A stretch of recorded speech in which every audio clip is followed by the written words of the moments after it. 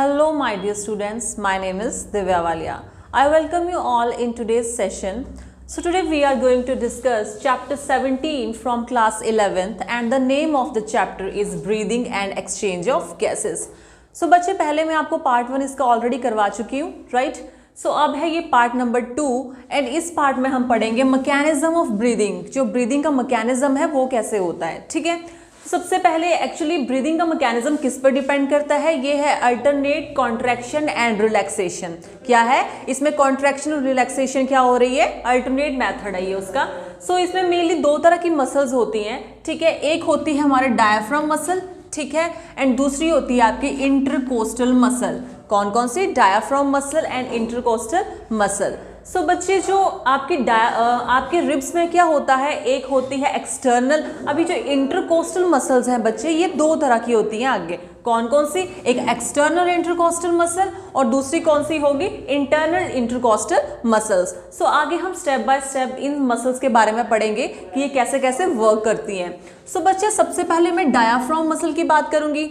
तो जो डायाफ्राम की मसल्स हैं बच्चे वो जब क्या होती हैं, ऐसे करके हमारा डायाफ्राम होता है तो this is the relaxing position of diaphragm, ठीक है? और जब इसमें कॉन्ट्रैक्शन होगी तो कैसे होगा? ये फ्लैट हो जाएगा। तो ये क्या है? ये डायाफ्राम की कॉन्ट्रैक्शन और रिलैक्सेशन है, ठीक है? जिससे क्या होता है? थोरैसिक वॉल्यूम इंक्रीज होता है या फिर डिक्रीज होता है। अगर मैं आपको बताऊं डायाफ्राम की पोजीशन रिलैक्सिंग ऐसी है तो जब ये कॉन्ट्रैक्ट करेगी तो क्या होगा? थोरैसिक वॉल्यूम बढ़ेगा, है ना?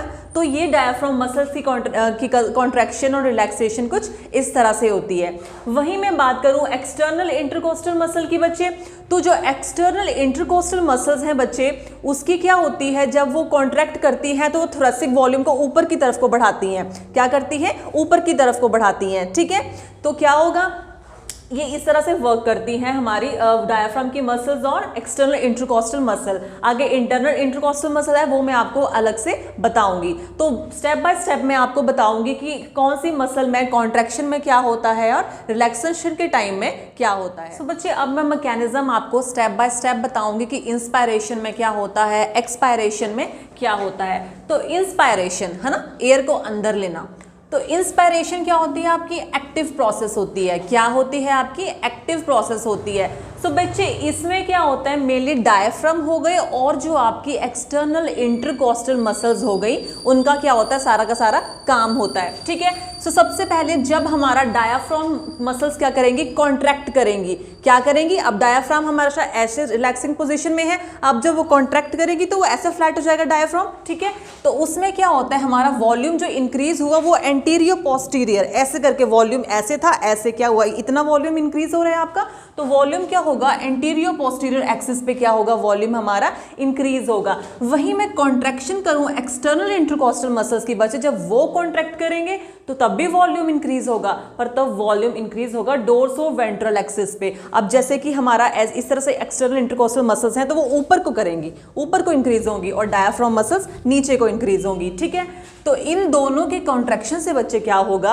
हमारा जो थोरैसिक वॉल्यूम है वो इंक्रीज हो जाएगा, थोरैसिक वॉल्यूम इंक्रीज हो जाएगा और हमारा प्रेशर कम होगा तो बाहर की एयर जो है बच्चे वो अंदर को आएगी। क्या आएगी? बाहर की एयर क्या आएगी? अंदर को आएगी। तो मेनली ये इंस्पायरेशन में हमारा ये काम होता है। वहीं बात करूं एक्सपायरेशन, बच्चे एक्सपायरेशन आपकी पैसिव प्रोसेस हो गई, है ना?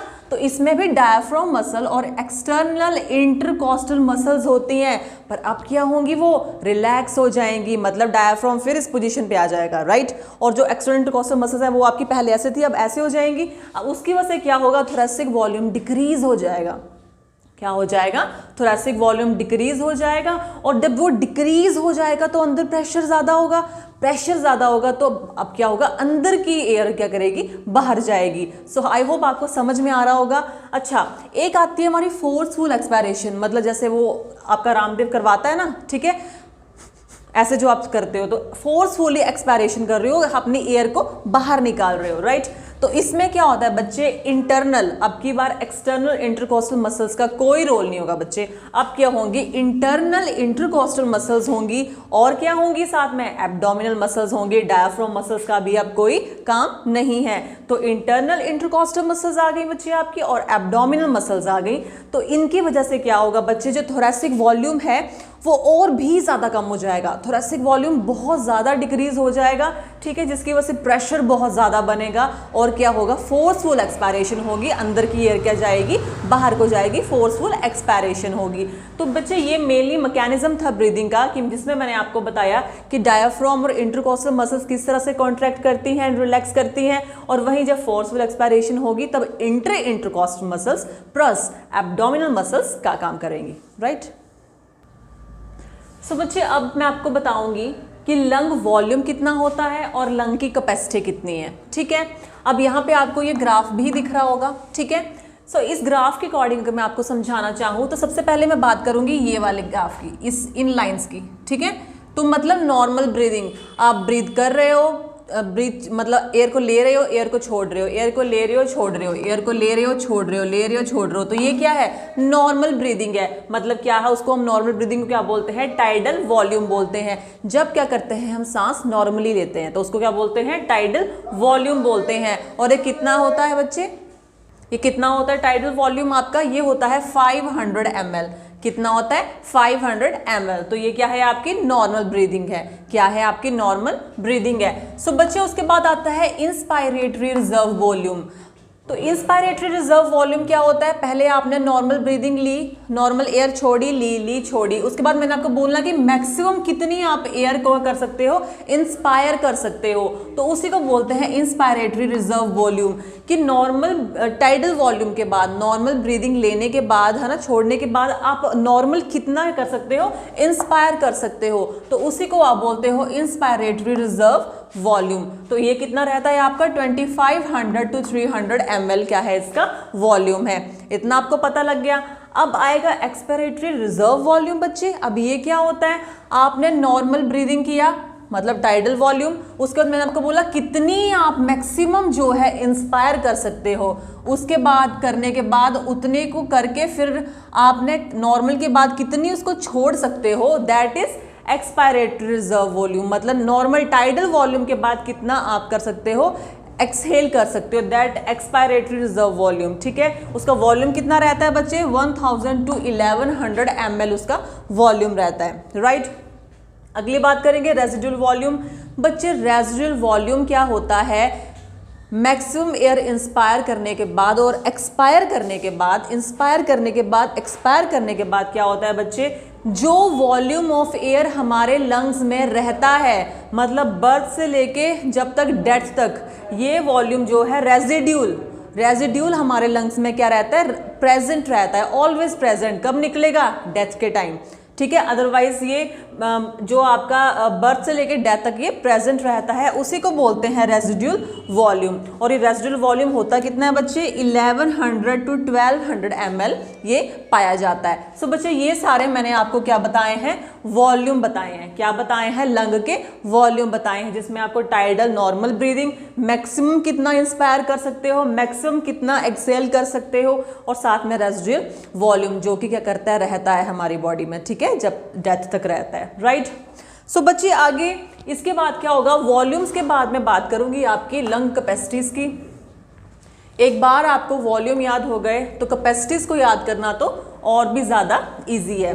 तो सबसे पहले बात करूंगी इंस्पायरेटरी कैपेसिटी। आप कितनी कैपेसिटी है आपकी इंस्पायर करने की, एयर को लेने की, तो कितनी रहेगी, इसको IC से हम डिनोट करते हैं। तो रहती कितनी है ये, नॉर्मल तो हमारी ब्रीदिंग लेना छोड़ना जो टाइडल वॉल्यूम है वो वही है ना, उसमें भी तो आप सांस को ले रहे हो, प्लस इंस्पायरेटरी रिजर्व वॉल्यूम, यही आपकी कैपेसिटी हुई ना। कि ये पूछ रहा है कि कितनी आपकी इंस्पायर करने की कैपेसिटी है, तो नॉर्मल टाइडल वॉल्यूम तो मेरी इंस्पायर करनी, तो इसमें आप इसको टाइडल वॉल्यूम को प्लस इंस्पायरेटरी रिजर्व वॉल्यूम को जब प्लस कर दोगे, so this is my total inspiratory capacity, मैं इतनी सांस को भर सकती हूँ, है ना।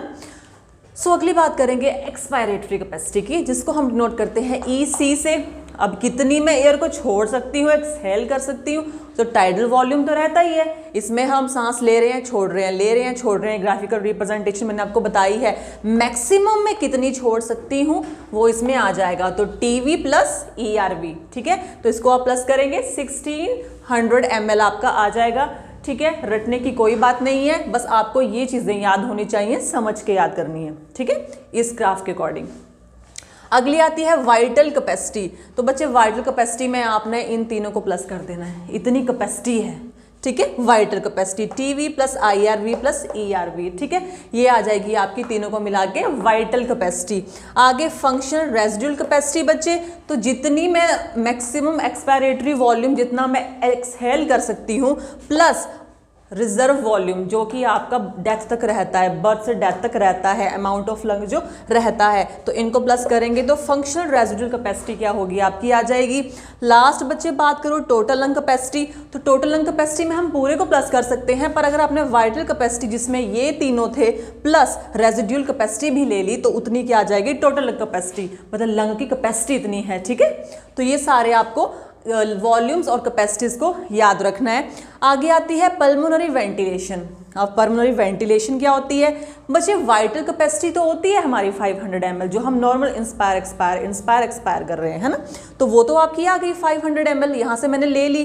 पर टाइडल वॉल्यूम के साथ हम 1 मिनट में कितनी बार सांस ले रहे हैं, ये आपकी आ जाएगी pulmonary ventilation. Tidal volume plus 1 minute में आप कितनी बार 12 to 16 टाइम सांस ले रहे हो, that is your pulmonary ventilation. So बच्चे ये थे आपके कुछ वॉल्यूम्स और कुछ कैपेसिटीज लंग्स की, तो ये आपने इस तरह से याद रखना है, समझ कर याद रखने की इसको ज़रूरत है, तो इससे क्या होगा ये आपके लिए ज़्यादा ईजी हो जाएगा। सो बच्चे अब मैं बताऊंगी स्पायरोमीटर के बारे में एंड स्पायरोग्राम के बारे में। सो स्पायरोमीटर क्या है? एक इंस्ट्रूमेंट है। क्या है स्पायरोमीटर? एक इंस्ट्रूमेंट है जिससे हम क्या करते हैं, जो हमारा पल्मोनरी वॉल्यूम और कैपेसिटी मतलब लंग का वॉल्यूम और कैपेसिटी है उसको कर सकते हैं, मेजर कर सकते हैं, मेजर कर सकते हैं। वो किससे होता है? स्पायरोमीटर। तो ये क्या है? एक इंस्ट्रूमेंट है। क्या है? एक इंस्ट्रूमेंट है, राइट। सो अगली बात करूंगी मैं स्पायरोग्राम की बच्चे। तो स्पायरोग्राम क्या होती है बच्चे? ये ग्राफिकल रिप्रेजेंटेशन होती है। क्या होती है? Graphical representation. इस तरह से मैंने आपको बताई थी ना अभी जब वॉल्यूम और कैपेसिटी बताई थी, तो ये ग्राफिकल रिप्रेजेंटेशन है बच्चे। इसको क्या बोलते हैं? स्पायरोग्राम बोलते हैं। और जो इसका इंस्ट्रूमेंट होता है बच्चे that is your spirometer, that is your spirometer. So pulmonary जो वर्ड होता है ऑलवेज रिलेटेड टू लंग्स, तो ये करता है लंग्स की या पल्मोनरी वॉल्यूम बोल सकते हो, उसको मेजर करता है या साथ में करता है कैपेसिटी को मेजर करता है। So this is all about this chapter.